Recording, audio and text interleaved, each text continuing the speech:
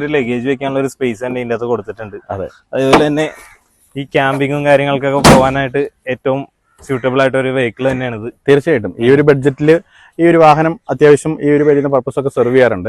പിന്നെ ഞാൻ ആദ്യം പറഞ്ഞതുപോലെ തന്നെ നമ്മുടെ വാഹനം എടുത്തിരിക്കുന്ന സുഹൃത്തിനാണെങ്കിൽ പോലും പുള്ളിക്കാരന് സ്പോട്ട് RX കസ്റ്റംസ് എന്ന് പറഞ്ഞിട്ട് വെഹിക്കിൾ അക്സസറീസിന്റെ ഒരു ഷോപ്പ് ഉണ്ട്. അതിന്റെ ഒരു വലിയൊരു ബാഡ്ജിങ് അവിടെ കൊടുത്തിട്ടുണ്ട്. അതെ അതെ അതെ. അപ്പം തന്നെ ആൾക്ക് അത്യാവശ്യം സാധനങ്ങൾ കൊണ്ടുപോകാനും ടയേഴ്സ് ആണെങ്കിലും അലോയ്സ് ആണെങ്കിലും അങ്ങനെ സാധനങ്ങളൊക്കെ ട്രാൻസ്പോർട്ട് ചെയ്യാൻ വളരെ യൂസ്ഫുൾ ആണ്.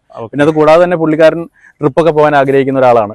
പുള്ളി ഫ്രണ്ട്സ് ആയിട്ടും ഫാമിലി ആയിട്ടും ഇങ്ങനെ ക്യാമ്പിങ് അങ്ങനത്തെ കാര്യങ്ങളൊക്കെ ഇഷ്ടപ്പെടുന്ന ഒരാളാണ്. ആൾ ഓൾറെഡി പറഞ്ഞായിരുന്നു. അതെ, ട്രിപ്പൊക്കെ പോയിട്ടുള്ള ഒരു അതെ അതെ അതെ അതെ.